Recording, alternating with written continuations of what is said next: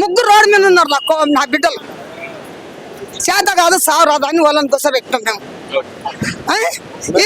రేవంత్ రెడ్డికి ఏం చెప్తాము? బతికేతారు ఉంది, మేము బతాం. నేనే సస్తే బతండి. ఎందుకు కొలగొడతాడయ్యా? ఓన్ సొమ్మామని తింటున్నామా మేము? ఓన్ సొమ్ము తింటున్నామా? మాకేం డబ్బులు వేస్తున్నాడా చెప్పు? కేసీఆర్ అన్న పింఛన్ చేసిండు, ఏం చేసినాడు? ఉన్నది కూలగొడితే మేము ఎట్లా బతకాలి పేదోళ్ళు? చెప్పు ఒక మాట. మాకేం గవర్నమెంట్ జాబ్ ఉంది? అది నేను చెప్పాడు. సో మనం చూస్తున్నాము ఇక్కడ దాదాపుగా 30 సంవత్సరాల నుంచి కూడా మా బతుకు తెరువు కోసం మేము ఇక్కడ ఉంటున్నాం అని చెప్పేసి కూడా అంటున్నారు. సో కూలగొట్టద్దని చెప్పేసి కూడా ఇక్కడ ప్రజలు ధర్నా చేస్తున్నటువంటి పరిస్థితి. సో వీళ్ళని అడిగి తెలుసుకుందాం ఎప్పటి నుంచి ఉన్నారు ఏంది అని చెప్పేసి కూడా వీళ్ళ మాటలు తెలుసుకుందాం. చెప్పండి అన్న, ఏంది సంవత్సరం నుంచి మా షాప్ ఇది. మేము ఎక్కువ కూరగాయలు అమ్మేటోళ్ళు. మేము వేరే జాబ్ ఏం చేయలేము. మేము చదువుతున్నాం, కూరగాయలు అమ్ముతున్నాం. కానీ మాకు ఎన్నికలు తీసేస్తున్నారు. మాకు లాస్ట్ టైం లో ఎమ్మెల్యే గారు వచ్చి సైన్స్ కాలేజీలో జగ ఇది పాలన కాదు. 60 years నుంచి పెట్టుకున్నాం మేము ఇది. ఇప్పుడు సడన్ గా మమ్మల్ని తీయమంటే లాగా మేము తీయం. ఇది ఇప్పుడు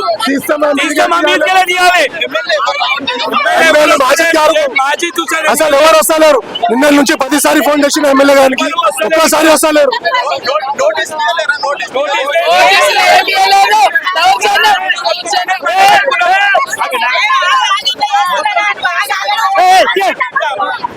ఎవరు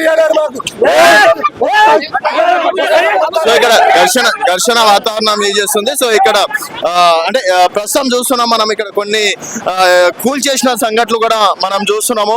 సో జేసీబీలు పెట్టి ఇక్కడ కూల్ చేశారు. దాదాపుగా మేము 30-40 సంవత్సరాలుగా ఇక్కడనే ఉంటున్నాము. సో ఇక్కడ ప్రాణాలైన ఇస్తాం కానీ ఎట్టి పరిస్థితుల్లో మా జాగని మాత్రం వదులుకోమని చెప్పేసి కూడా అంటున్నారు. తక్షణం ఎమ్మెల్యే వచ్చి కూడా స్పందించాలని చెప్పేసి కూడా వారు చెప్తున్నటువంటి డిమాండ్. మరి ఇది కంటిన్యూ చేస్తారా, లేకపోతే ప్రజలను అడిగి ఏమైనా మానుకునే ప్రయత్నం చేస్తారా, లేకపోతే వాళ్ళకి ఆల్టర్నేట్ ఏమైనా చూపిస్తారా అనేది చూడాల్సిన విషయం. గ్రౌండ్ రిపోర్ట్ తెలంగాణ వెలుగు, రాజు, వీడియో జర్నలిస్ట్ శివతో రాజు. రేవంత్ రెడ్డి ఇన్నిసార్లు ఇన్ని ఎమ్మెల్యేలు వచ్చారు, మాకు ఎవరేం టచ్ చేయలేరు. మా గరీబుల కడుపుల మీద కొడుతున్నారు. మేము ఎట్లా బతకాలి? మహిళలు ఎవరికి జాబులు లేవు, ఏమి లేవు. మాకు ఇది తప్ప వేరే లేదు సార్. మేము అందరం చచ్చిపోతాం ఇవి తీసేస్తాం కదా. మేము ఎక్కడ కూడా మాకు దుకాణాలు లేవు, ఏమీ లేవు. మాకు చెప్పలేదు కూడా. చెప్తే కూడా మేము పోం సార్. మా బాణాలలో తీసుకుంటాం కానీ మేము పోలేము. ఎందుకంటే మా బతుకు తెరవే ఇది. 2 లక్షల సామాన్లు అది. ఆ డబ్బా మొత్తం మీరు కొట్టేసి దాకా ఇప్పుడు ఇవన్నీ ఉల్లగొట్టలేరు.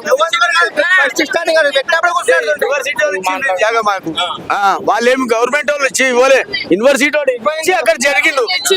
ఇది యూనివర్సిటీ ఇచ్చింది, ఏ గవర్నమెంట్ కాదు. 50 సంవత్సరాల నుంచి ఉంది. ఇది ఒప్పుకోము. ప్రాణాలకు తెగించి పోరాడతాం. ఎక్కడికైతే వీళ్ళైతే ఎవరైతే ఉన్నారో ప్రభుత్వ అధికారులు వాళ్ళకి మార్కెట్ ఎన్ని ఇయర్స్ అందుకో వాళ్ళకి తెలియదు. ఇక్కడ ఈ పర్మిషన్ ఇవ్వాలా, ఇంటిమేషన్ ఇవ్వాలా, నోటీస్ ఇవ్వాలా, ఎట్లా తీస్తారు వాళ్ళు? మాట్లాడండి.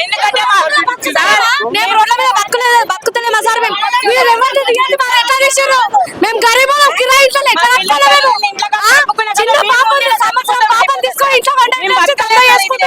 ఇప్పుడు వీళ్ళు తీయాలి. ఎట్లా తీయాలి? వీళ్ళని 56,000 నుంచి పెట్టుకున్న జాగాలిని మేము ఎంత రోడ్ల మీద ఇప్పుడు కాదు. కార్డులు కూడా ఉన్నాయి, మార్కెట్ కార్డులు ఉన్నాయి. ఇప్పుడు ఎవరికి తెలియదు అసలు మార్కెట్ ఎన్ని ఇయర్స్ ఉందో వాళ్ళకి ఎవరికి నాలెడ్జ్ లేదు. అసలు ఎన్ని ఇయర్స్ మార్కెట్ ఉందో చిన్న ఉన్నప్పుడు గ్రౌండ్ లో మార్కెట్ ఉంది. అయినా కూడా పెట్టకుండా ఏడవాళ్ళ మేము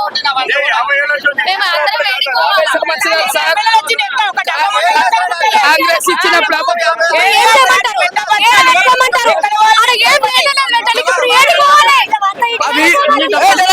V6 ఛానల్ ఒకటి ఉంది, లక్తర్ ఛానల్. ఏ గవర్నమెంట్ ఉంటే ఆయనకి వస్తాది వలుపుతారు చూడు.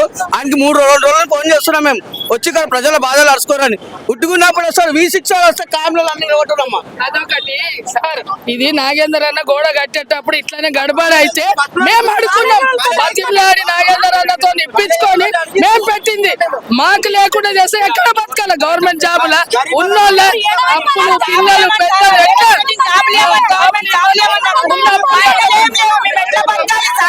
మేము ఎట్లా గరీబ్